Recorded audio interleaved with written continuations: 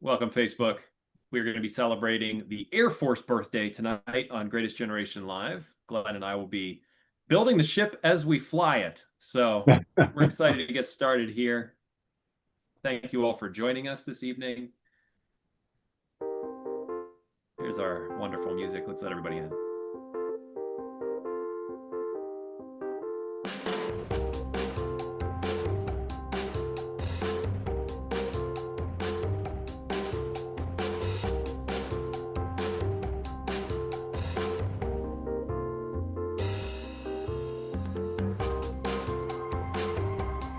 Good evening. Good evening, everyone. Welcome to Greatest Generation Live for Thursday, September 18th. My name is Sean Hall. I'm the Director of Programming with the Veterans Breakfast Club. I see a lot of familiar faces here in the room. It's great to see you all. Dave Seaver, haven't seen you in a while. Great to see you. I see some new names, potentially new faces. So it's great to see you if you've never joined us before. We are the Veterans Breakfast Club, and our mission is to create communities of listening around veterans and their stories to connect, educate, heal, and inspire. And I'm happy to have you with us this evening to celebrate the Air Force birthday. Happy birthday, Air Force. I was just joking with Glenn that we're going to build the plane as we fly it tonight. We have a little history lesson, but it's also a bit of an open conversation. So our Air Force vets here in the room, we're going to hear from you. Hear from you about what history you know about the Air Force. Maybe about your particular service. Tell us a bit about why you chose Air Force. Is it the best branch of service? I'm not going to answer that question. I'll let you try to do it because I see some Army vets in the room. So, Glenn, how are you doing this evening? Hi, doing great. Thank you. Yeah, kind of now, as I was saying to you before we started, totally recovered from the trip. Surprising how much energy you expend on a trip like that, and then the adjustment, 6 hours, time frame coming back. I kept waking up at 3 or 4 o'clock in the morning for the first few days, which was fine. I got a lot done, but then by like 4 or 5 in the afternoon, I'm like, time for a nap, So, but now I think I've made it through the last couple of days without a nap. So, yeah, it's still fresh in our memories. And next week for Thursday night program, Todd and I are going to do a little reprise of the trip, where we went, what we did. Hopefully, we've got quite a few of the participants on as well as a bit of an open conversation on World War II. So, I'm doing looking forward to that. Definitely, you guys have to bring some pictures. for sure, for sure. We've got Adolf all over the place. We'll sit around like we used to back in the day, and I do remember this when we would put what were they called, like microfiche or whatever it was, like microfilm into like a projector at our family events, and they would show like the black and white photos up on the wall, and that Exactly. Yeah, it'll be a little more advanced than that. with the little round tray that would click, And now we'll That's be more, right. yeah, we're way more technically advanced than that. We'll just ask AI to do it for us. So Good anyway, point. happy birthday to the Air Force. How many Air Force vets do we have on? Put your hand up. John One, Kramer. two, three, four, five, at least five. Well, what about the next page? Bob Uh, Van Bargen. Hey, Bob. Okay, so we would like all of J.C. you to lead, Miller. we would like all of you to lead us in a rendition of the Air Force. What do we call that? The Air Force hymn, right? John, are you going to start? No. We should have teed up, and I had thought about this. Maybe we could do it while I'm doing this presentation. Oh, John's got it on his phone. Let's unmute John and let him play the Where is it? John Kramer. Here we go. John Kramer. Sean, I'll ask you to unmute.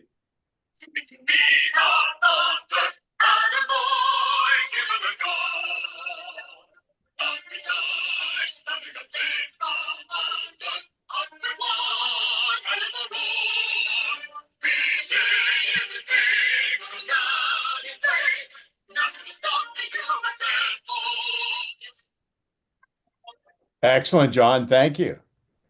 Now, John, since you put that on, you have to answer the question, and I have no idea. This is not a loaded question. I don't know the answer. Maybe somebody does. Where'd that theme come from? When was it put in place, and what's it? I know it was there when the Army Air Corps had it because the original rendition ended with Army Air Corps. So I don't know other than that. Okay. Well, I tell you, I'm going to do a little history of the Air Force. Maybe and it's not a long one. I'm not going to bore you for an hour and a half. It's about 15 or 20 minutes at the most. And maybe while I'm doing that, someone can look up where the song came from, what its history is of the song itself. Does any of our other guests know anything more? All right, I started looking up the anthem. Let's take a look around the room. Hold on. I know Dave Seaver. I know you are Air Force. JC Miller, I saw you raising your hand as Air Force. Ron Stakovich, you were Air Force? Yep. And any others? Matt Cahill, are you new to us? Matt, I don't know if you are. Were you Air Force? I was an I Army. found an AI comment about it if somebody wants to hear it. Sure. Go ahead, JC. It says the history of the U.S. Air Force song begins with a 1938 contest sponsored by Liberty Magazine and the Air Corps leadership, selecting Robert MacArthur Crawford's entry, which would later become the Army Air Corps. The song's title and lyrics were revised following the establishment of the Independent Air Force in 1947. Further changes made in 2020, cementing its place as a symbol of aerial tradition and sacrifice. There you go. Excellent. Excellent. I just thought of that as we were on air and had no clue where it come from. I do, when John said it came from Army Air Corps, I do remember hearing that in various old movies and so forth from World War II, where it ended in Army Air Corps. So, well, listen, let's do a little history. Sean, do I have co-host? Can I share the screen? Give me 1 sec and I will get that to you. There you go. So I put together just maybe 10, 12 slides on the development of the U.S. Air Force. And I think it's a fascinating story. Let me get to the start of this. There we go. So there are three men that I think you can point to as the fathers of the Air Force, if you will. I believe, my opinion, this man, although there's another older man involved in this that I'll get to, is the true father of the independent U.S. Air Force. Okay.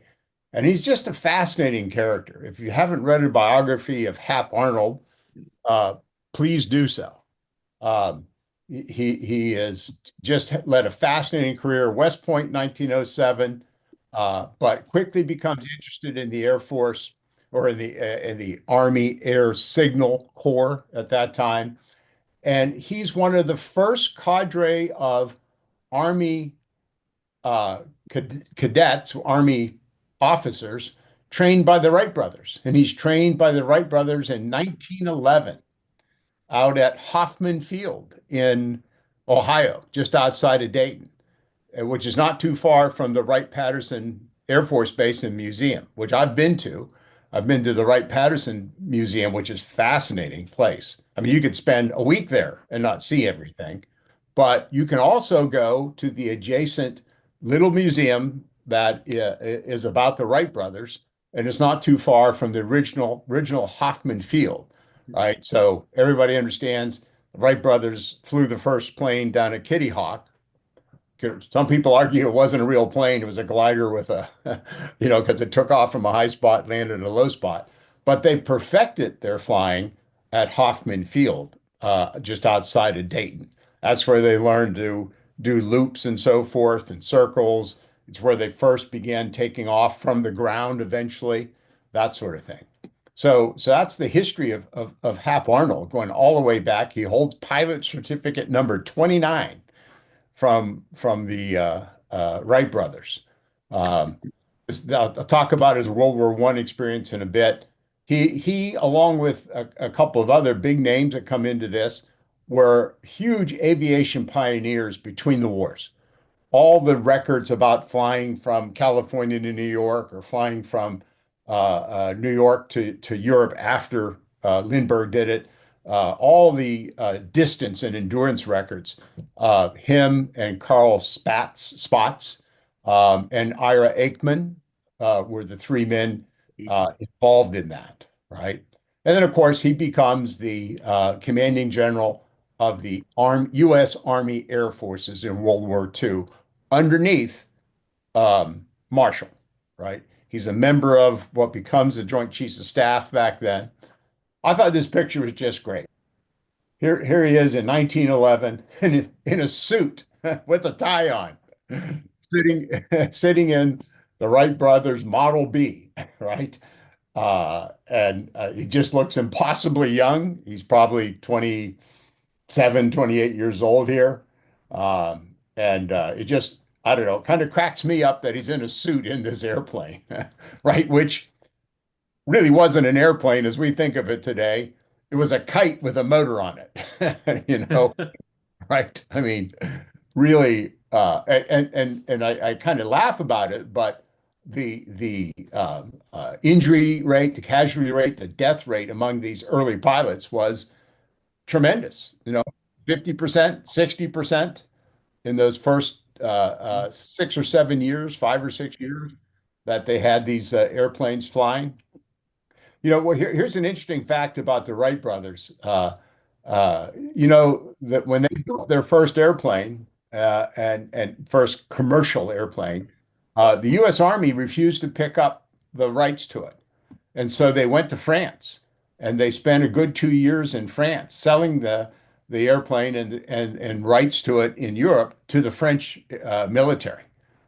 It wasn't until later, 1910, 1911, that the U.S. Army picked up the U.S. rights to the Wright airplanes. So, kind of interesting point about Army bureaucracy, right? So in World War I, and this is kind of way off the discussion, but in World War I, Hap Arnold never makes it to Europe until the very last couple of months of the war. He's got various staff assignments, kind of like Dwight Eisenhower during World War I. He's stuck in staff assignments and so forth. But one of the things that he does is he works with this man, Charles Kettering, out of Dayton, Ohio, who designed a Kettering bug. And this was a remote flying machine. This was, in effect, the first cruise missile. Here's a better picture of it. And you can see it's on rails, right? And it ended up being too expensive to employ, but Hap Arnold was sent late in the war to Europe to put the infrastructure in place to deploy this weapon. He was sent there in mid 1918. The war ends in November. He's not able to deploy it. You know, at that time they thought the war would last another year or more at least. He also comes down at the end of 1918 with the Spanish flu, which hundreds of thousands of men did and tens of thousands of them died. But let me ask the question. I'll take this down for a second.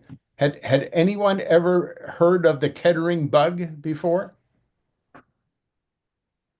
Gretchen?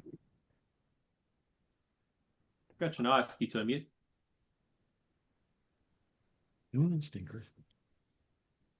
Who are we trying to unmute, Sean? Is Gretchen Ziegler? There Hi, Donut Dolly. you go. Dolly. Down at the museum at Kitty Pop, they talked about him. Kettering. Yeah. Wow. No, see, I've been there, but I never caught that part of the program. Yeah. I just And read. I've also been to the museum out at Wright Pat. I have a nephew who's graduate of the Air Force Academy, and he was doing a a doctorate out there at Wright Pat, and I went out to visit, and he's Space Force now.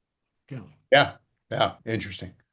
Barb Smith, I'm going to unmute you only because I'm 100% sure you've been to Wright Pat a few times. Yes, I have, and I was just typing to see if there's a Kettering bug located in there because I'm sorry, I don't remember specifically seeing a Kettering bug. Yeah. An inflato plane in Pensacola, and I know somebody who made the inflato plane, Goodyear, but I don't know anything about the Kettering bug. Yeah, it's in one of his biographies, and I looked it up. Obviously, it's real, and it's amazing to me in this modern world where we live now with cruise missiles and smart bombs and all that, that the genesis of it goes all the way back to Hap Arnold in 1918. Something that pretty much has been long forgotten. Only a few people kind of remember it.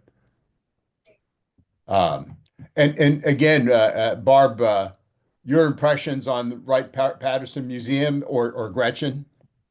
Oh, fabulous. Everybody should go. It's huge. In fact, they were Casey, opening a new hangar right after our visit.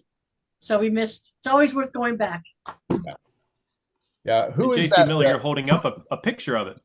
This is, I was 69 graduate of the academy. We went to the Air Force Museum, and I bought this there back in 1967, I believe it was. And here is on one of the early pages of it. Wow. Yeah, that's it. The Kettering bug. Yeah, yeah. Does it? Actually underline some features of it I thought were unique. Yeah, yeah. Great.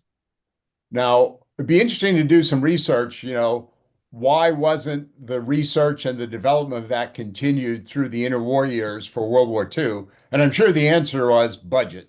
I'm sure they just didn't have the money Right.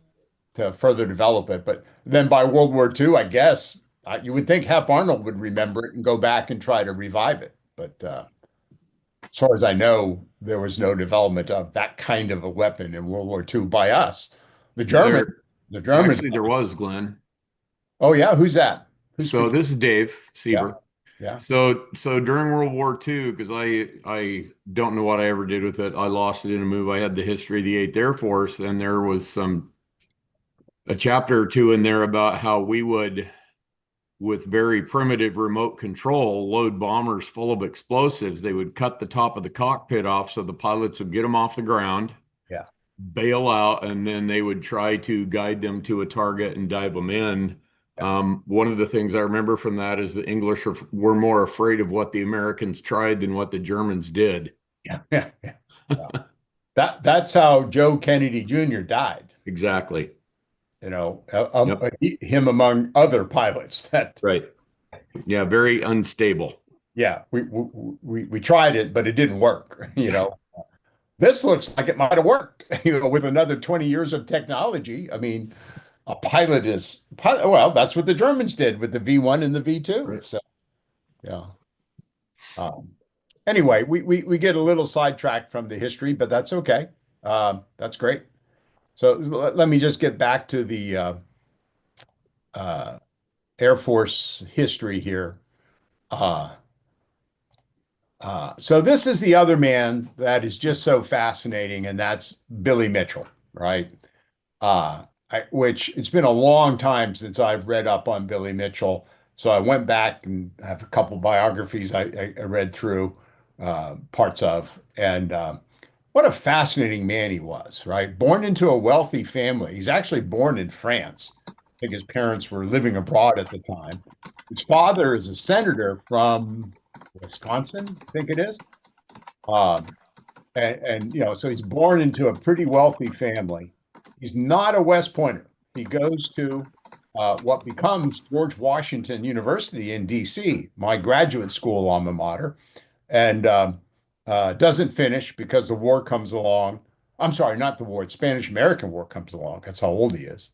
And he gets involved in the military, and he is the leader of the U.S. Army Air Forces, called then the Signal Corps, but his title is actually U.S. Army Chief of Air Services in World War I. as you can see, he becomes a temporary brigadier general, and he really leads the development of the U.S. Army Air Forces at that time. And in the two big offenses that the U.S. Army participates in, San Michel in um, uh, August of 1918, and then Meuse-Argonne in September and October of 1918, he marshals hundreds of planes. And it's thought of as the first combined arms offensive. San Michel or San Miguel is where there was tanks on the ground, airplanes in the air, artillery firing, and infantry obviously doing the dirty work on the ground. And he becomes a huge advocate of air power because of that experience that he sees in World War I. And he becomes such an advocate and he's so outspoken that it gets him into deep trouble. In the early 20s, he's a huge advocate of, gets into a huge argument with the Army and what was then thought of as the coastal artillery, which was supposed to defend, our coasts, right? Along with the Navy. And he makes the point, well, give me a few good airplanes and I can search out and find battleships or cruisers and sink them. And so there's a series of experiments that go on in the early 20s where sometimes he finds ships. This is one called this was a German ship that was going to be scuttled. It was the Ostfriesland, right? And they do find it, I think a couple hundred miles off the coast of the East Coast of the United States, and they do hit it with bombs. And he believes he demonstrates that the air forces can protect our coasts better than the coastal artillery can. So he gets involved in this back and forth with the Army and the higher ups in the Army, the higher command in the Army. And of course, they're all West Pointers. He's not. He's an outsider. He becomes incredibly outspoken. And finally, he says, I should have underlined this quote. Finally, he makes a statement basically saying that they got this so wrong, they're treasonous, right? And so he's court-martialed, put on trial. This is a picture from that court-martial in 1925. One of the 13 judges is actually General MacArthur, who was there. The other interesting fact is that Hap Arnold, General, not then General, but Carl or Tui Spots and Ira Aker are all there in support of Billy Mitchell for a independent U.S. Army Air Force. He is found guilty, convicted, and drummed out of the Army in 1925. And really, that's the end of it. I think he dies somewhere in the late 20s or early 30s, as I recall. He's not involved in World War II at all. But this leaves a huge impression. And by the way, I found this. This is at Soldiers and Sailors. It's the first 1,000-pound bomb, aerial bomb, developed by Billy Mitchell. And it's on display at Soldiers and Sailors if you want to go see it there. Little plug for our friends there. So, the point here is, I guess you could call Billy Mitchell the grandfather of the Air Force because his three proteges are Hap Arnold and this man, Carl Spots, right? Which it's pronounced Spots, like S-P-O-T-S. There's a great story in his biography about how his daughters and his wife came to him and said, we need to put an additional A in our name because it originally didn't have the A, two A's, it had one A. And of course, it came out Spats. And I think most people still, I know I would, unknowingly call him Spats. So they put the extra A in, and his name is Carl Spots. obviously of German descent, just like so many of our commanding generals were. Another fascinating man, another West Point grad, World War I pilot, interwar aviation pioneer, protege of Arnold's, and he becomes the commander of the U.S. Strategic Air Forces in Europe in World War II. Right now, so you might think, well, what about Ira Aker? Ira Aker always reported to Spots, always. All right. Originally, Ira Aker is the commander of the 8th Air Force Bomber Command, but Spots is the commander of the 8th Air Force. And then as the Air Forces grow in size and the number of Air Forces there, Spots is made more and more senior, and he's really, becomes the number 2 to Hap Arnold, but in the field, always in the field, right? And then in 1947, he becomes the first chief of staff of the U.S. Army Air Force.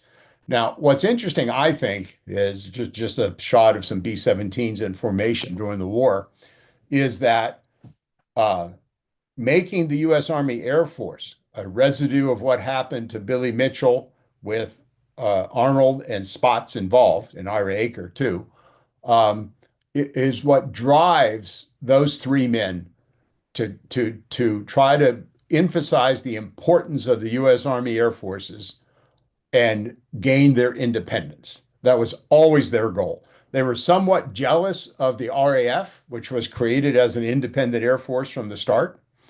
So it drives their strategy, right? It's Spots who comes up with what was called the oil plan, the plan to sort of destroy all the German oil forces.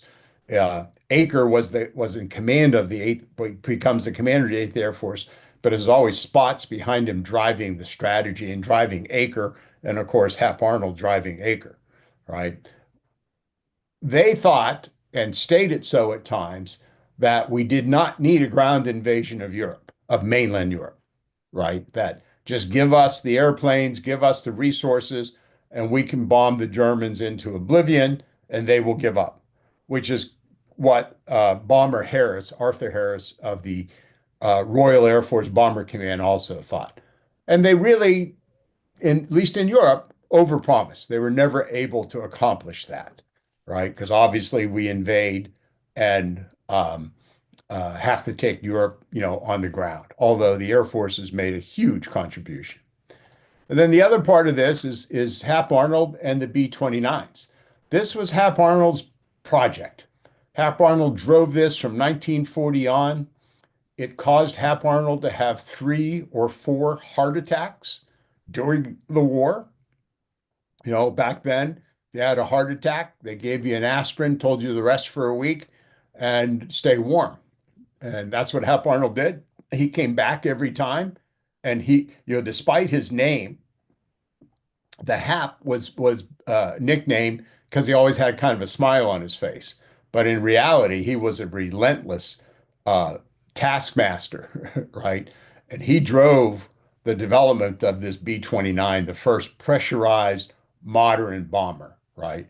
Which then becomes the mainstay of the independent U.S. Army Air Force, for the few years right after the war, right? By the way, there's, more and more, there's data out there that the development of the B-29 costs more than the development of the atomic bomb. You always hear the atomic bomb was the highest cost weapon system ever. Now it was the B-29. The argument is how much more expensive it was. So the war ends. There had been, I'm sorry for the blurriness of this. The war ends. There had been, before the end of the war, various congressional committees, various studies done about what should our military establishment look like after the war. Once the war ends, there's this huge raging debate about the independence of the Air Force, but also the whole structure of our, what we now, well, I guess we still call it the Department of Defense, but our whole military establishment. There's just, talk about bureaucratic infighting. That they set the tone. The Army, the Marines were, Brad, you may want to comment on this. The Marines were close to being thrown out of the picture, disbanded at times. And out of this comes the National Security Act of 47, which besides creating an independent U.S. Air Force, creates the Centralized Department of Defense, the NCS, the CIA, and Selective Service in the peacetime, and the Voice of America is established. So those are the major developments at the of that act in 1947. And the guy behind it all, the major sort of force behind it really was Harry Truman. I think, I'm an admirer of Harry Truman personally, and I think it's one of the great accomplishments that he's able to transcend all the inter-service bureaucracy and all the other pieces of this puzzle in order to put in place what becomes the basis of our military establishment for the Cold War all the way up to more or less today. So that's the history. Anybody have any questions about that? Any comments on it? Brad did ask in the chat, is there a birthplace, as the other services have, of the Air Force? I do not know that. We're going to be having to look some things up like that. Is there a birthplace? Brad, what's the birthplace of the Marine Corps? Well, it was in Tun Tavern in Philadelphia. Of course, the Marines always seem to collect in the tavern or such, and it was tradition there. But the Navy, there's controversy about the birthplace of the U.S. Navy too, whether it was Whitehall, New York, or other places. I recall a show we had where they're still fighting over the birthplace of the U.S. Navy, just for tourist attraction and I guess bragging rights. But I was just curious about the Air Force. It seems like it was really born somewhere in between some discussions and some paperwork somewhere in the United States, but hard to pin down. Yeah, I did quite a bit of reading, before for this presentation. I never thought of it, and it's never mentioned. I got to guess that you'd have to say it was birthed in the halls of Congress. Yeah. Of course, tongue in cheek, Glenn, I was thinking about a trivia question. How many major uniform changes has the Air Force gone through in its history? And 47. Yeah. No, I'd have no clue. No clue. That'd be another good trivia question. Do anybody have any guess? Barb, you put in the chat, military aviation birthplace? Ask you to unmute. Yeah, I looked it up and it says Fort Sam Houston in San Antonio is the birthplace of military aviation, but I didn't get the web address for you. So you might want to check it out. JC? I didn't do much reading on it. JC said online he saw this, the birthplace is Texas City, Texas. There you go. I challenge him. Road trip. You need to go down there and do the research on the ground, Barb. Yes. Well, Glenn, in these younger services like Space Force and the U.S. Air Force, it's interesting to see how their traditions evolve and their mission and core values and whatnot. So we're able to witness that with Space Force, with Air Force. It's an interesting topic, especially their close relationship with the U.S. Army Air Corps. So that's an interesting point. Core values. Are the core values of the three services, the three of the various military services, significantly different from one to the other? Well, for the Marine Corps, it's honor, courage, and commitment, and I'll have to defer to some other guests about the core values for their services. Anybody want to venture? What are the core values of the Air Force?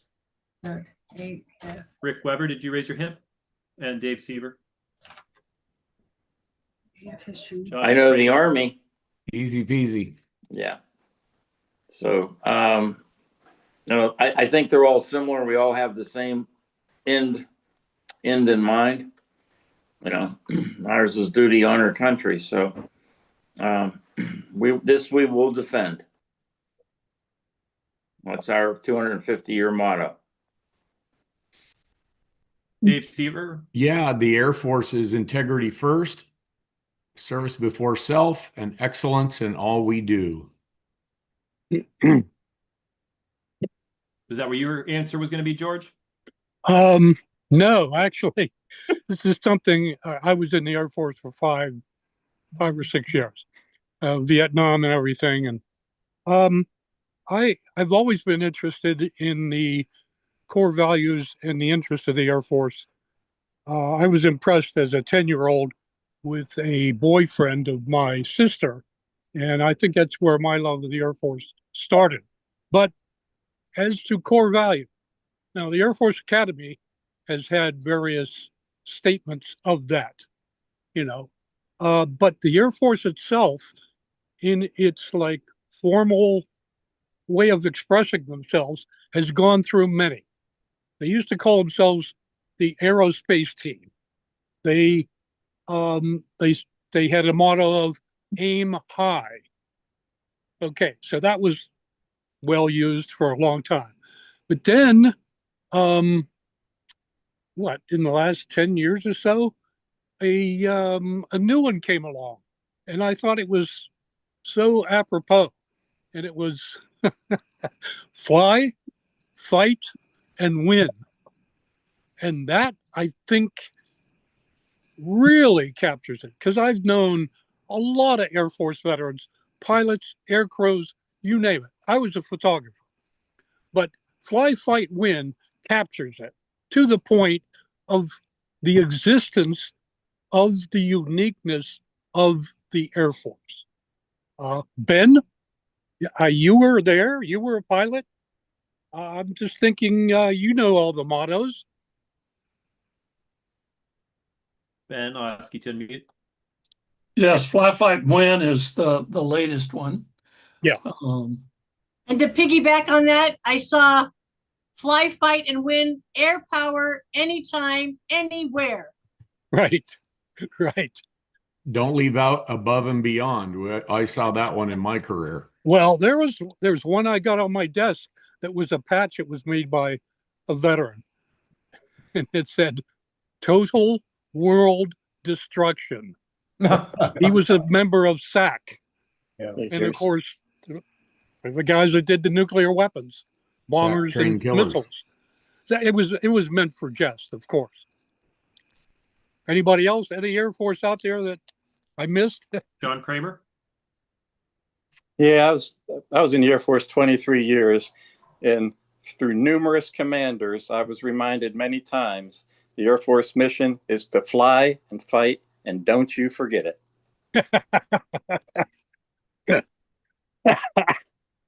Well, maybe that was the beginning of Fly, Fight, Win.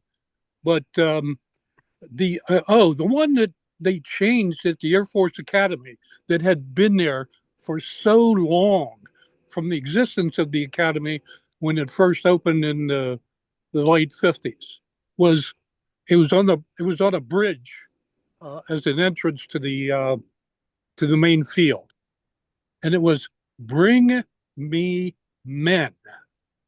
And as you can see, that fell out of favor when the gender change finally took place. So they got rid of it pretty fast, or not fast, I should say. It took some time and some courage, but they did change it. And frankly, I can't even think. There's something I can't even remember what they replaced it with. If anybody knows, it's on the bridge in the Air Force Academy. Nobody knows? Barb, come on, you know a lot. So I remember being told at officer training school at Scenic Maxwell Air Force Base in Montgomery, Alabama, Yeah. that the primary mission of the Air Force was to break things and kill people. Right. Exactly. Which was interesting to me as a medical guy, but hey. Yeah. Anybody who lived, we took care of them, I guess. You were there to pick up the pieces, Dave. Yeah. Been there, done that. Yeah. Carol had a good question here. Are core values and mottos the same thing? Um, yeah, my comment would be, yeah, they pretty well are. I mean, there's the formal military that wants to be, wants to be acceptable. And then there are the deeper levels among the committed and the served and the ones who have bled. And I think it's more poignant that some of the informal ones have come to the surface. My point of view, anyway. Anybody else?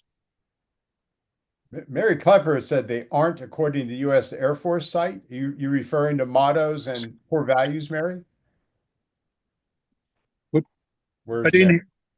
Go ahead, Mary. I'll ask you. There you go. Yeah, sorry. They're considered different because I had always thought that the integrity first was their motto, but it's not. It's their core values. The motto is that fly, fight, win. And the only reason I'm not in the Air Force, not military either, but the only reason I knew those core values was because as a tour guide in DC, the Air Force Memorial is absolutely magnificent over by the edge of Arlington. Right. And the three spires represent the three core values. So I don't know if any of you guys have been there. It's a terrific memorial. I highly encourage everybody to swing by there sometime. But right now it's under a lot of construction because of the expanding Arlington and doing some work. But those are considered the core values. You know, in World War II, the Air Force was considered the high-tech alternative of the various services, right? We don't look at World War II technology anymore and think high tech, but at the time it was incredibly high tech to people of that era. And therefore, and Todd and I talked a lot about this on our trip. Therefore, the Air Force attracted and looked for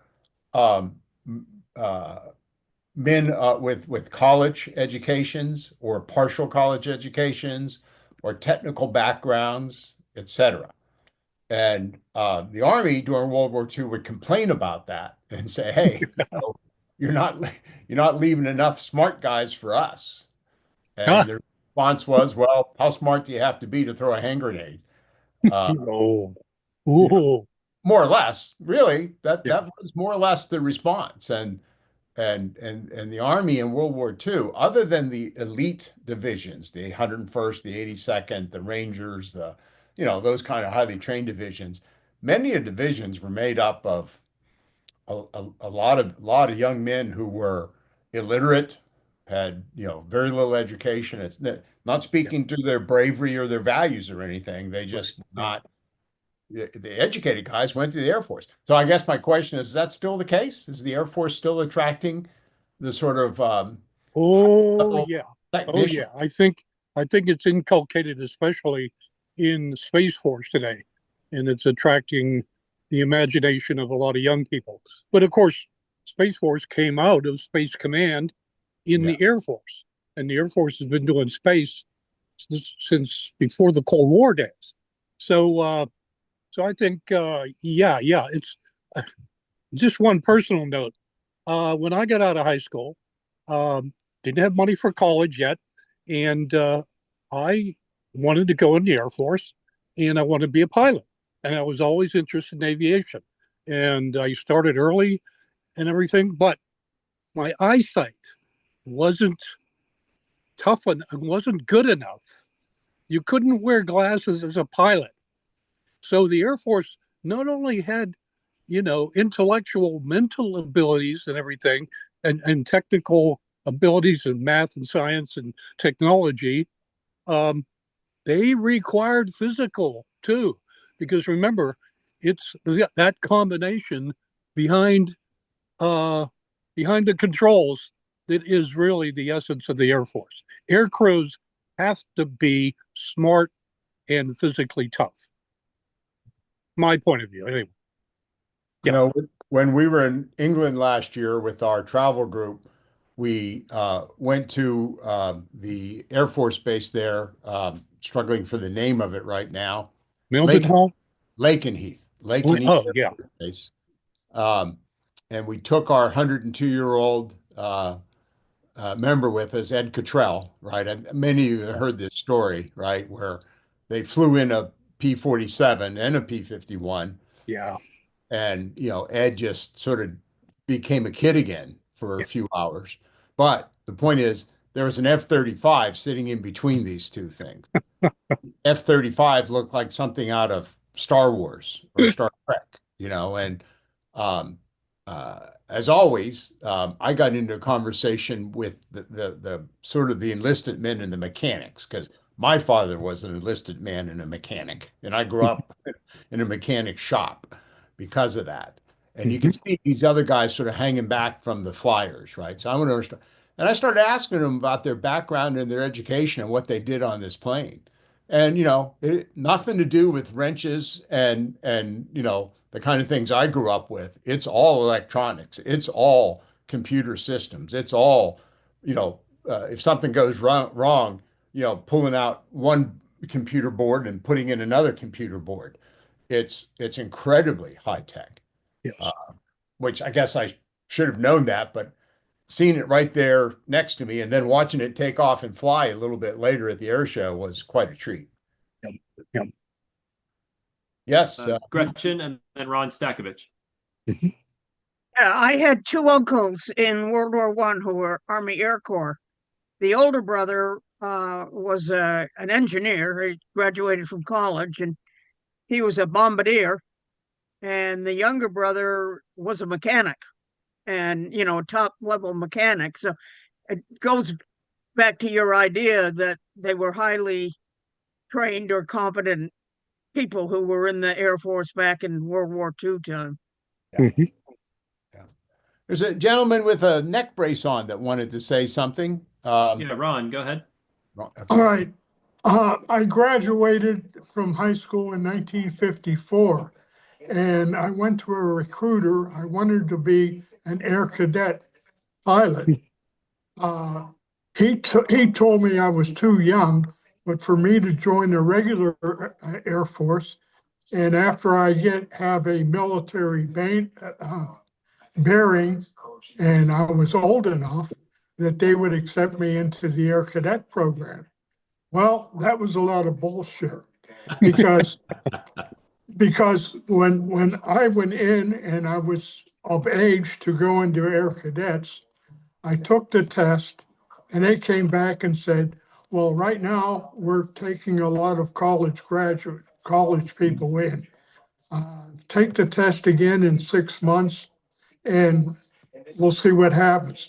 I took the test again in 6 months and I even had a better score. They came back and said, we're still taking college people in. Right. So anyway, I put 4 years in air defense radar. When they finally notified me, I think I had 6 months left to do. They said, go to your adjutant and reenlist for 6 years, and we'll take you into the Air Cadet program. By that time, I was finished with the Air Force. And you need warm bodies, Yeah. So Brad put a question in here, what draws individuals to the U.S. Air Force over other services? So I can give you one specific illustration, Brad. A good friend of mine, a guy who owns a business I used to work with in his business. He was U.S. Army Special Forces in the 80s. We need to quiet the background somehow, Sean. Hold on a sec. There we go. Okay. So he's a big, tough guy, and a couple sons, one in the business. Second son went to college, didn't like it, dropped out after less than a year. Didn't know what to do. Father said, well, you got to go in the Army. You got to go in the Army. You got to go to the military.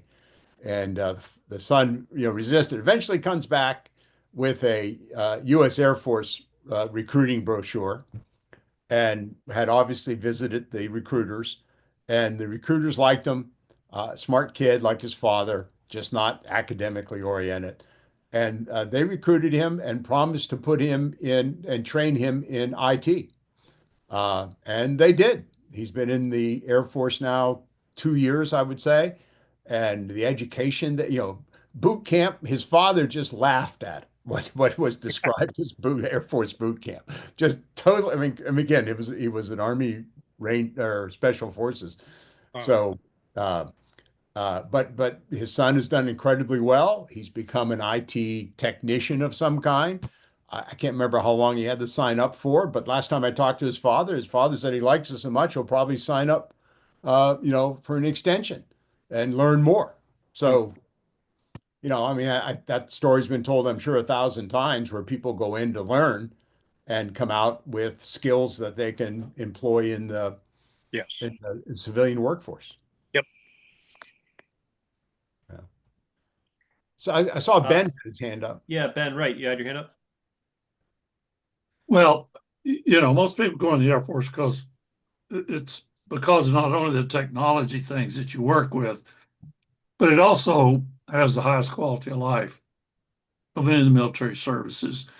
And of course, I was in the airlift business, so I supported Coast Guard, Air Force, Army, Marines.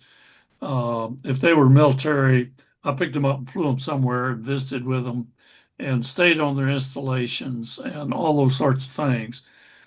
And the quality of life on a U.S. Air Force base is the best in the military. Generally, the Air Force has the best medical care, the best commissary and BX services. They take the best care of the families, and all the things that are important to people trying to live a life. And in fact, when they combined the Army and Air Force commissary service, the Army was saying the Air Force had to lower its standards to theirs, and instead of spending so much money, and says, you got it wrong.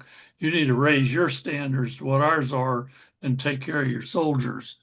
And, that's the way the Air Force thinks. We want to keep people, and we're going to take good care of them to keep them. Now, if they don't perform, then they're gone. Right. They have very high standards in doing that. And I mean, that's just life in the military. It's just, I observed it all over the world, and it was better in the Air Force than anything else that I saw.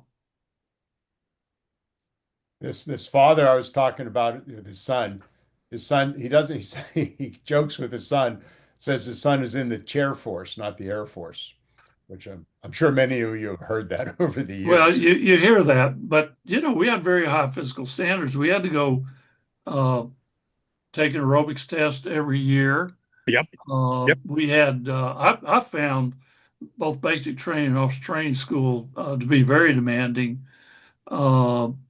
Physically and drill and all the things they do, and the standard things they do in the military.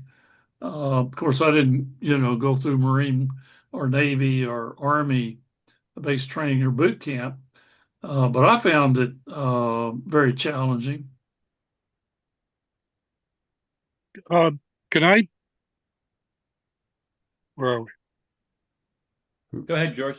Yeah. One thing that flabbergasted me that I repeat it to some of my vet friends, Vietnam and otherwise, in the other services. And I gave them a real life example of that air crews in the Air Force to this day, flying B-2 bombers, have it really rough. Now, you might think, the Air Force has this comfy lifestyle and everything. And most of the guys talk about the food. But when I heard an explanation from some friends and from the Air Force and their publications and everything, especially lately with some active B-2 bomber, stealth bomber, long-range flights, I was astounded. The B-2 bomber is housed in the middle of the country, in Missouri, and I think maybe Kansas, at I think it's Ellsworth Air Force Base.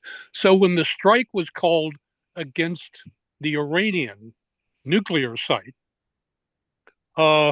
they flew I think it was 3 aircraft, flew nonstop from Ellsworth all the way across the world. They refueled in numerous places along the way, of course, but they kept on flying. I think the mission it was over a full day. It was like 27 or 28 hours. And there was only 2 of them. And they do have a bunk bed in there. So, I mean, they're on automatic pilot.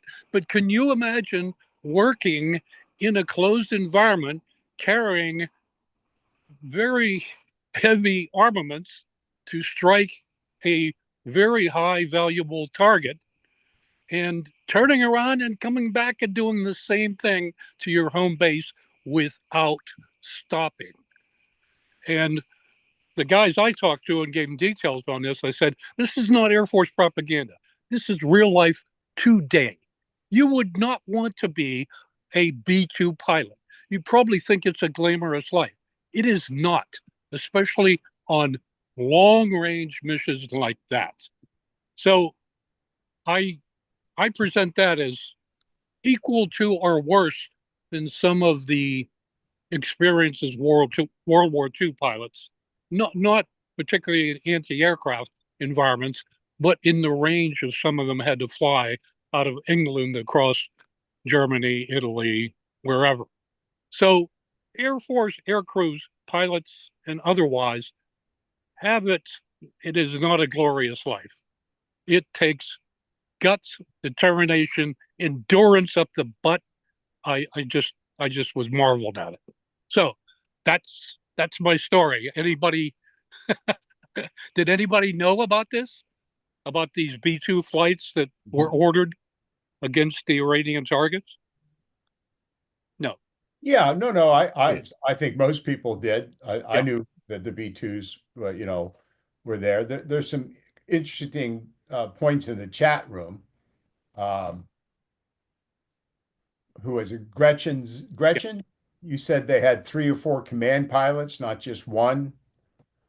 Greg Yost.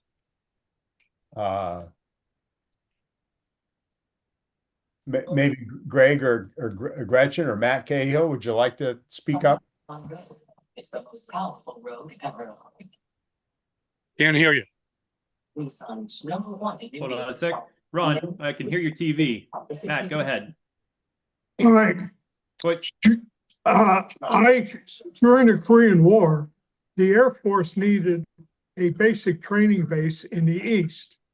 They took over an old World War II Navy base, and it was called Sampson Navy Base, and then it was called Sampson Air Force Base for basic training up around the Finger Lakes in upstate New York. It was only an Air Force base from 1951 to 57. And when I go to a lot of the Veterans Breakfast Club, things, and I wear a jacket, I have a patch that says Sampson Air Force Base. A lot of Air Force people don't even know that ever existed. Never. So that's just what I wanted to say. Yeah, never heard of it. Yeah, there were sleeping beds and that sort of thing on that bomber that was traveling. So, they were not flying for more than their, like 4 hours, and then somebody else would take over and they'd go back and have sleep or dinner or whatever they were gonna do next. So they were constantly rotating to keep themselves sharp. In a few weeks' time, I don't have the date in mind, but in mid-October somewhere, we're going to have the name is it just escaped me. Tibbets the Fourth, the grandson of the Tibbets who dropped the atom bomb. What was Paul Tibbets? Paul Tibbets. Yeah, Paul Tibbets the fourth, the grandson of Paul Tibbets, is going to come on to talk about his father, but also to talk about his Air Force career. He was a general, and he flew B-2s and B-52s as well, as I recall. He had a 20+ year career in the Air Force. So be interesting to ask him some questions about what we just covered. Brad Washbaugh? Yeah, as we were talking, I was thinking, Glenn, we were looking back at the Air Force in its young history, but I was thinking, looking forward, what is the Air Force going to look like in the future? I mean, we have so much technology now where the question is coming up, do we really need a pilot sitting in that cockpit to accomplish these missions? And I know it'll never be one or the other, but it seems like we're starting to blend a lot of that remote pilotless technology into weapon systems now. And, from a Marine perspective, it seemed like the Air Force culture is all about flying and pilots. I mean, and Ben and other Air Force veterans will probably speak about this, but it seems to be a hierarchy. If you're in the Air Force and you're a pilot, you're pretty much up there on the food chain as importance and emphasis. And if you're not, and if you don't have wings of some type, then it's tougher to get promoted. It's tougher to get the visibility.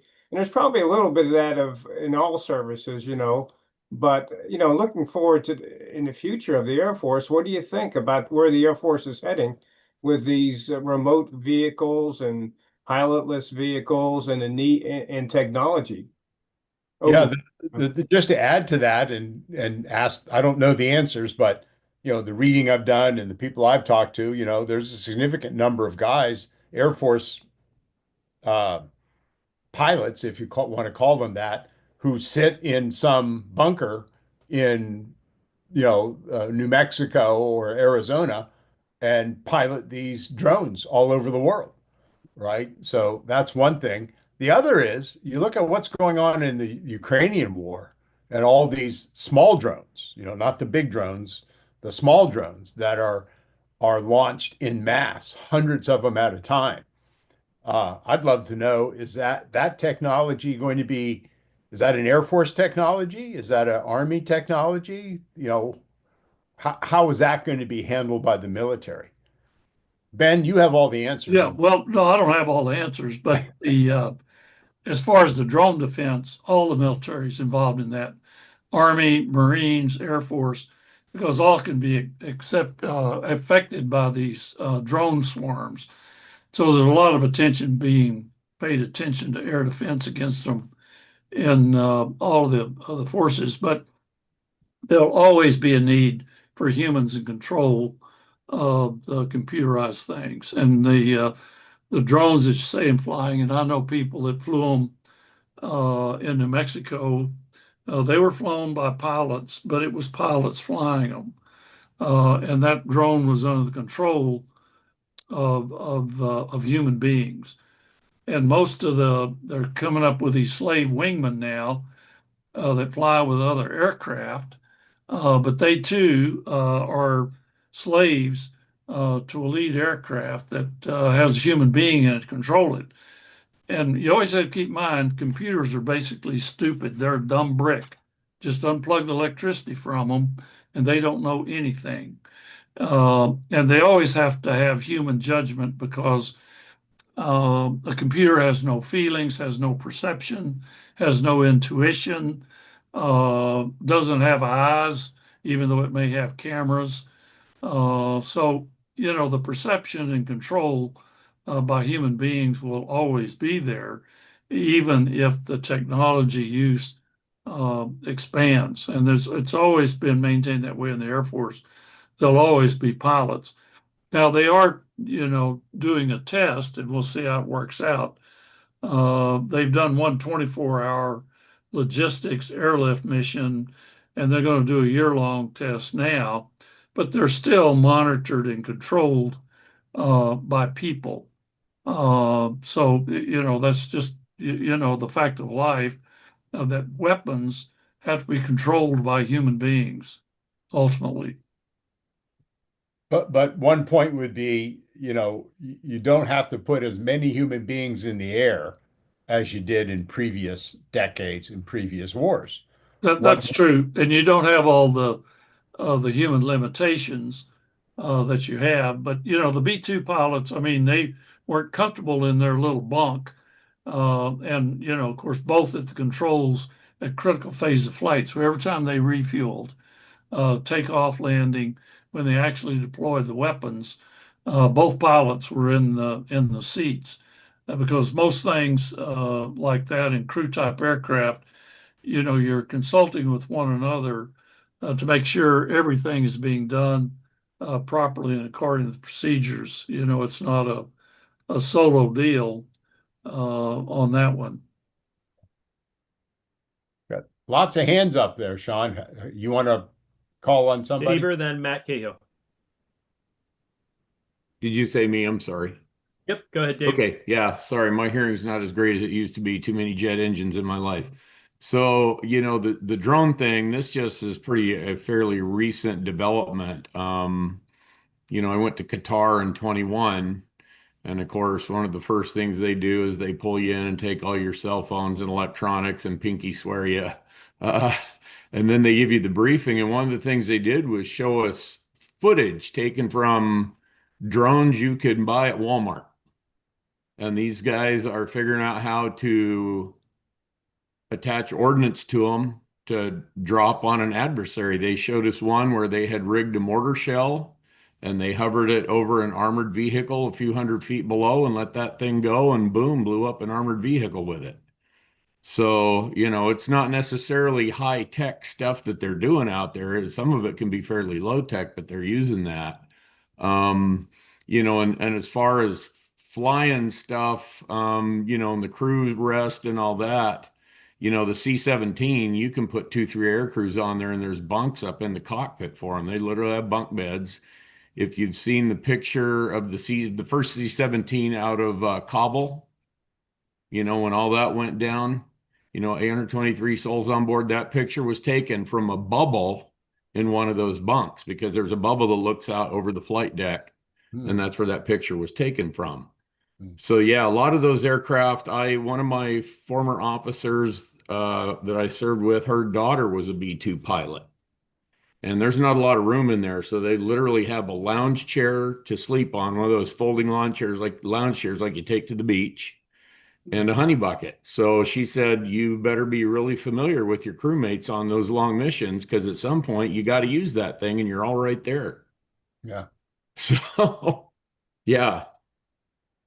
But I Cahill? just want to let you know, I know you guys haven't seen me a lot lately. I have de facto rejoined the Air Force. I'm now the one of the Air Force junior ROTC instructors at Ligonier Valley High School. Oh, so wow. that's why. And then I became a de facto soccer coach. So that's why I've been on Monday nights, because a lot of our games are on Monday nights. So once soccer season ends, you'll start seeing my face again. But until then, we'll have a lot of Monday night games. So that's why I haven't been around much. Well, thanks for that, David. Thanks. Yeah. Matt, you raised your hand. First, I want to hear how you heard about us. I had a couple different veteran events telling me about it, and then wanting to come speak. I believe I'm speaking next Tuesday, or attending Tuesday. I don't know. There seems to be two people from this organization contacted me. So okay, great. Probably Todd DiPastino. Yeah, I'm not really sure. I had to get all that figured out, but I had a couple other things I had to do this week, so just wrapping that up so I can get my head around this stuff. But so just to give you a little bit of back history, and this is kind of where my theory about what's actually going to take shape within the military or the forces comes from. When I deployed to Iraq in 06, 07, I expected it to be what I knew of the military. I was active duty for 4 years, was in Korea for a year, and then the rest was with the 101st. And then I left there to join the Pennsylvania National Guard. I was with the 213th Air Defense Artillery, and then became first of the 111th Infantry, and then first of the 104th Cav. So I've always been with a line unit. But when we hit in Iraq, we were on a very small FOB. It was 1 mile by 1 mile.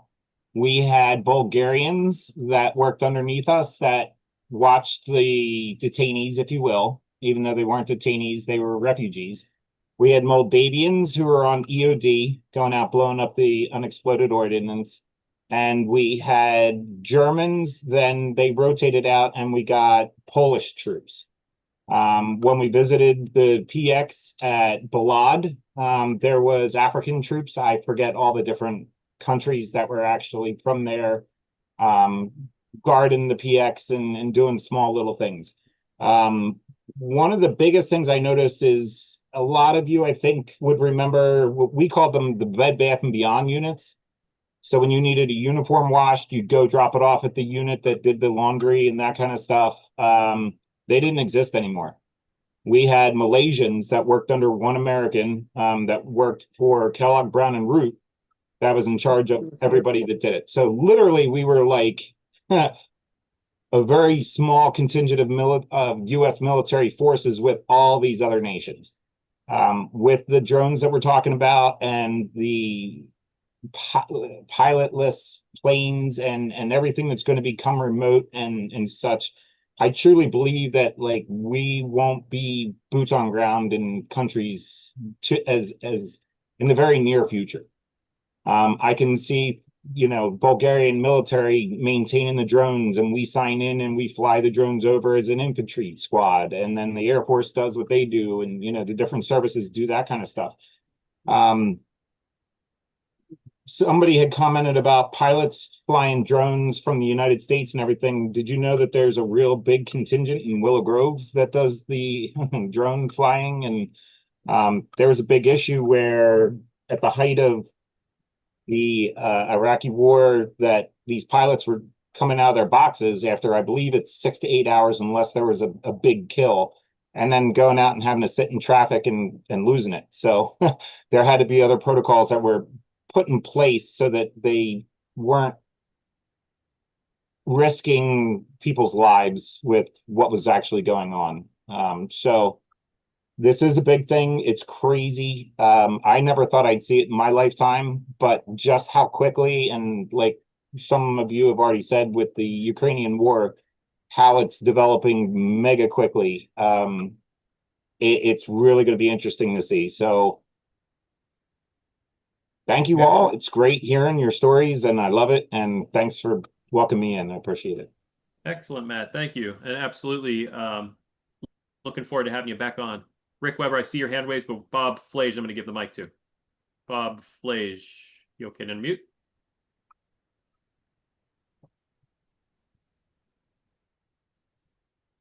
Oh, you're remuted.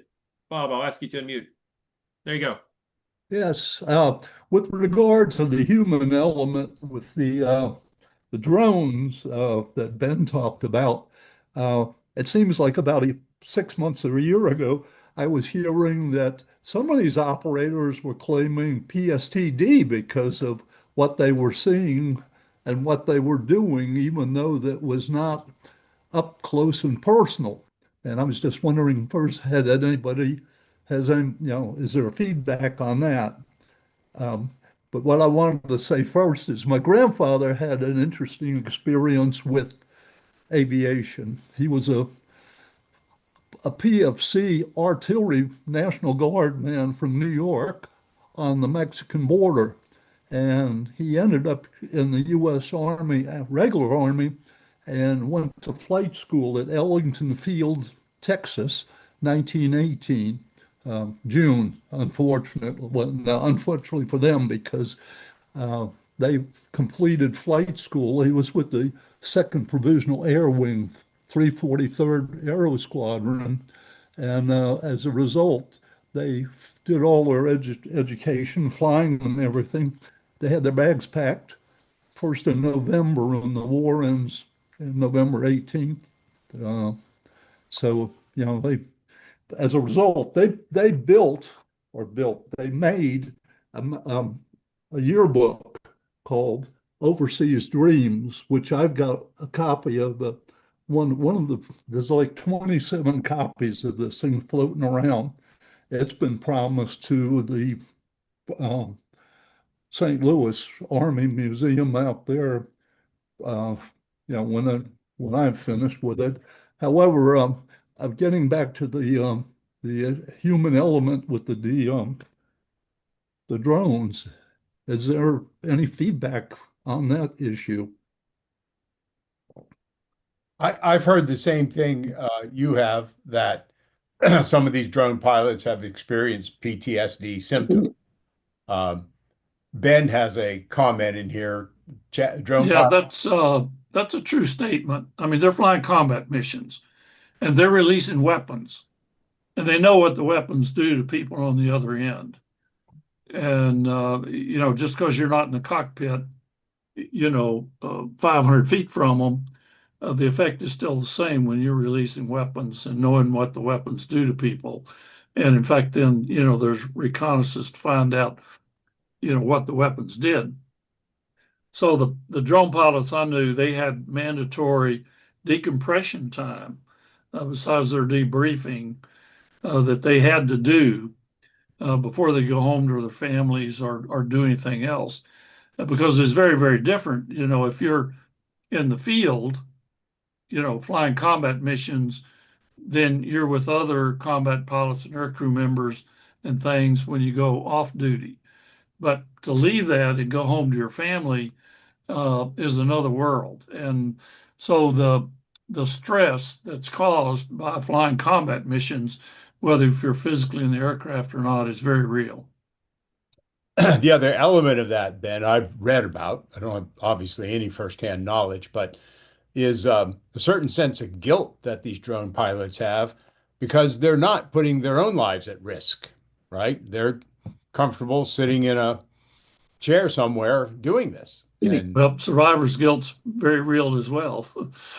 but it's a little different element of it, I think. Yes. Yeah. Who do you want to go to next, Sean? I think Justin. Well, actually, hold on. Rick Weber, you had a comment?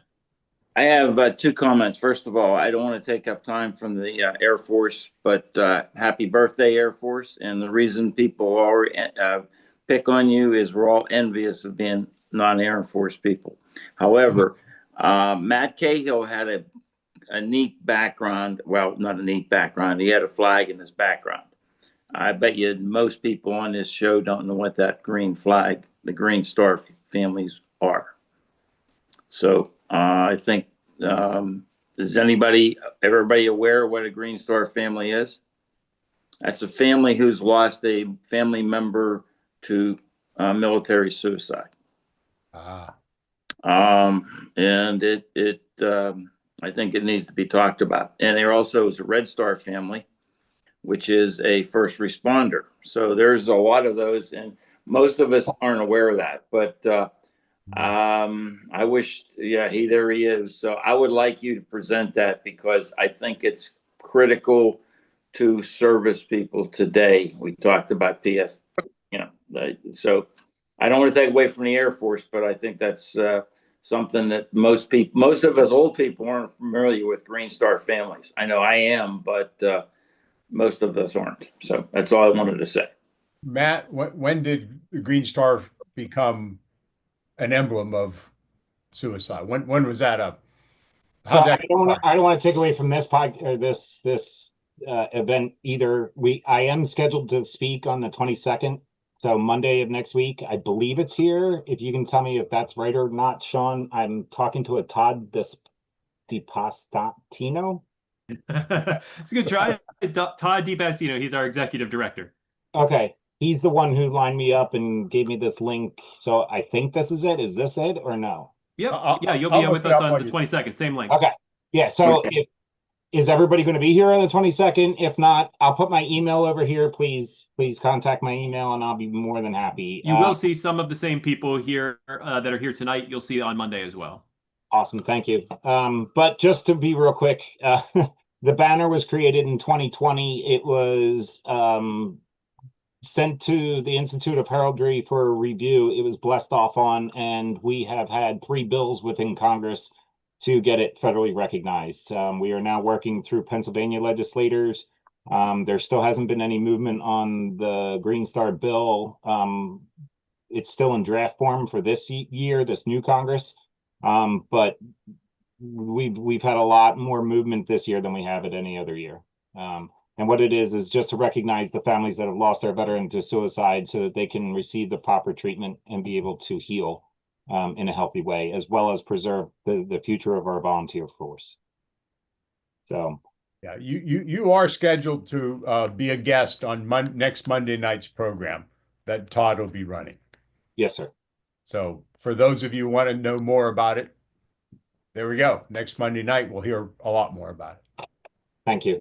Thank you. Justin Miller. Wait, just real quick about the drone thing. Sorry, go ahead, Matt. I've actually read that because of the way the drones are being used, that there's going to be new Geneva Convention rules. And that comes from a few of the videos maybe you've seen where there's I believe a Russian hiding underneath a tank, and there's like a dirt berm in front of the tank, and the tank is decommissioned, and it's messing with the dude, like dropping grenades, trying to get into the hole to kill him and everything. From what I understand, they're going to do something to where you can't torture another human individual with a drone doing that kind of stuff.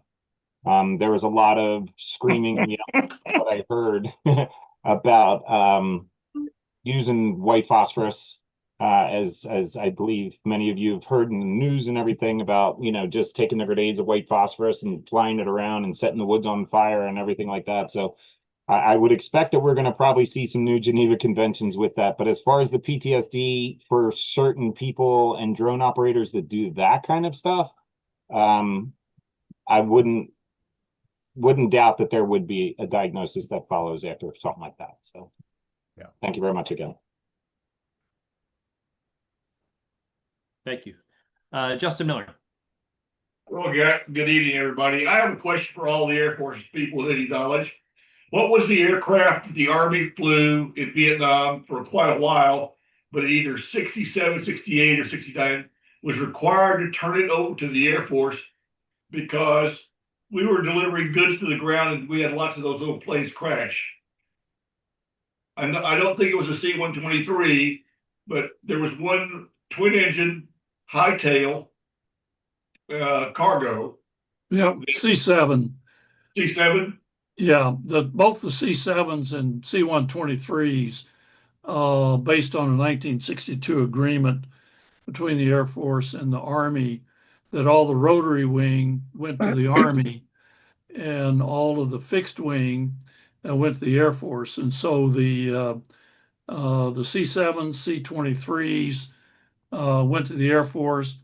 It was determined that strategic missiles, ICBMs, would be an Air Force purview. Air defense missiles would be an Army purview. However, the air defense missile issue is being revisited now, so we'll see what comes out of that. But there was a big agreement that transferred them all. Well, the reason I ask is I remember, I didn't remember the plane, but it was at Fort Sill, Oklahoma. We turned over two to the Air Force. And I want to say that was in 67. That sound right? Anybody? I don't know. Long and short was the Army turned over two aircraft to the Air Force because they were taking them over, and they had a bet as to who could do the shortest takeoff, shortest landing with the two planes in the turnover. And it was really interesting because the Army did win, and the Air Force complained we were too hard on the airplanes. And this Army colonel said, "Gentlemen, the reason we're hard on the airplanes is our job is to get the stuff to the troops, period." That's why we wrecked so many of them in Vietnam before we turned them over. Yeah, that would have been the C-7 Carabao. Okay. I won $80 on that bet. I was a brand new Shane Field second lieutenant waiting on flight school. We should do a program sometime on inter-service rivalries, and not just the football teams and the sports teams, but all the various fights that have occurred, debates that have occurred among the services. Hey, Raspy. Who's responsible for what, who's got what, technology, who's, that sort of thing. We'd be stepping it big time, I think, if we did that, but yeah. We could get Brad representing the Marines, Ben the Air Force, Rich Weber the Army. Let the three of them just fight it out. Hey, we're all friends. Gladiators, right? Gladiator style. Well, let me go ahead and give everyone the lowdown on what we have coming up. We already talked about Matt Cahill coming up on Monday night, but UPMC for Life, our sponsor, thank you so much for sponsoring VBC. You can check out all the plan options made by veterans for veterans by visiting upmchealthplan.com/Medicare. We have a new magazine that's going to be coming out, but this is our current VBC magazine. Todd has the new cover that we just revealed. It's Odysseus in America. So it's going to be a little bit based on veterans coming home. So look out for that. That's going to be hitting the printers very soon. I'll have the cover for you by Monday night. We'll get to show it to you Monday night. This was, of course, going to be the Monday night program with Beth Russell. We will have Matt Cahill on for open conversation next week. World War II open conversation on the 25th. That's where we're going to be talking about Glenn and Todd's World War II battle tour. Looking forward to next Thursday. A couple more coming up on September 29th, 40 Years a Marine. Brad, do you know John Bates? No. You'll be interested in that then? That'll be a good program to have Brad join us for, to talk with Colonel John Bates. Women of the OSS. Glenn will have that on October 2nd. And then very interested in this program, we'll be talking about the Fuji Fire of 1979. I have Chaz Henry's book. He's going to join us along with 2 Marines who survived that fire. If you don't know about it, we'll be talking about it that night. So several programs coming up in the next several weeks. Yeah, as always. I know I apologize because I was gone for a while and kind of slow kicking things off again, but there's a whole plethora of programs coming up in October, November, December. We're basically scheduled out through the rest of the year for Greatest Generation Live. And we got some interesting topics and some interesting guests coming on. Look forward to it. Brad, I'd like to put the plug in for that Fuji Fire show, Sean, coming up. I've read the book, and it's an event that many people don't know about, a tragic event at Camp Fuji. And Chaz Henry took the time to write about it because it's largely forgotten, and it was horrific tragedy. It was intermingled with natural causes, typhoon, but the Marines suffered so greatly through burns, and you learn a lot about how burns happen, how they're treated, and just how long lasting they can be. And I'm sure it'll be a heartfelt show when we have the survivors of that fire talk about the experience, not only of the fire, but their long rehabilitation after their severe burns. So if after reading the book, if you got any ailment on your body, it kind of diminishes itself when you read about the suffering that the Marines went through after that tragic fire.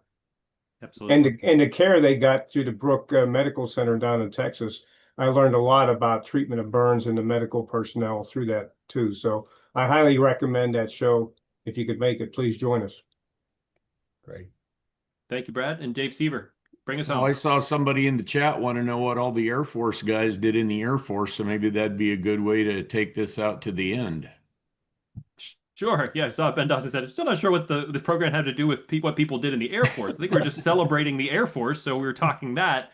We didn't get much into personal stories of Air Force. One thing I know about Veterans Breakfast Club is we go down a lot of rabbit holes, so don't break an ankle stepping in a rabbit hole.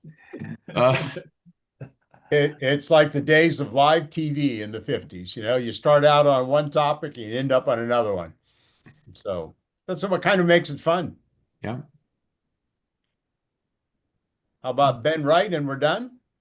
Yeah, I was going to also commend that program about the fire at Camp Fuji. I mean, it really struck me when they came out in the news, even though it was about in the States, because I had picked up Marines at Futima in Okinawa and flown them into Atsugi to go there.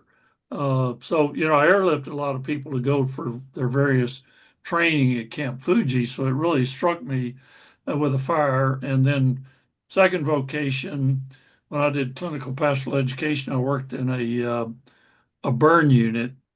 And so I'm well aware of the suffering that burn victims have. It's an awful injury.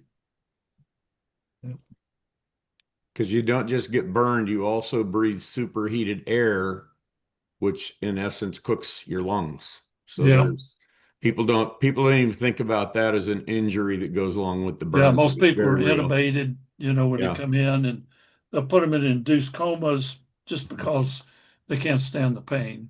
Yeah, if you get burned more than 40% body surface area, you're getting intubated. Yeah, and a lot of deaths. And it's hard on the medical people too. We would do like funeral services and things to support the medical people who treated the patients because things didn't end well for so many of them. Yeah. I'm sure it'd be a fascinating program, but a difficult one at the same time. Absolutely. Which is often the case with many of the topics we get into. Are we done, Sean? Well, Greg asked for the Air Force vets on the program tonight to just list their MOS and the years of service. Dave Seaver, do you want to give us that? Yeah, I was a 46N3 clinical nurse, and I served for 20 years. I did patient staging for aeromedical evacuation. Ron Stakovich, I'll ask you to unmute. I just did 4 years air defense radar. Bob Von Bargen.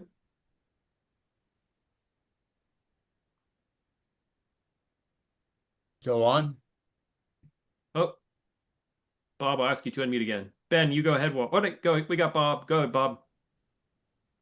I put 20 years in the cockpit as a navigator, flight examiner, instructor. Then went on to operations jobs, and then went on to be a what is presently called the mission support group commander. Great. Ben Wright. Yeah, and I was active duty 22 years, 69 to 91. I was pilot, instructor pilot, aircraft commander in 3 different aircraft. And like Bob, I also did a headquarters staff job, and then also did some base support work as well. So I had a variety of things, and was blessed to have literally gone all over the world. Did I miss anybody? Bob Flagg, 3rd of the 60th Infantry, Mobile Riverine Force, squad leader, platoon sergeant. I only did active duty 3 years. However, I spent 18 with the 111th Attack Helicopter Battalion, National Guard, Florida. You were Air Force, Bob? No, Army.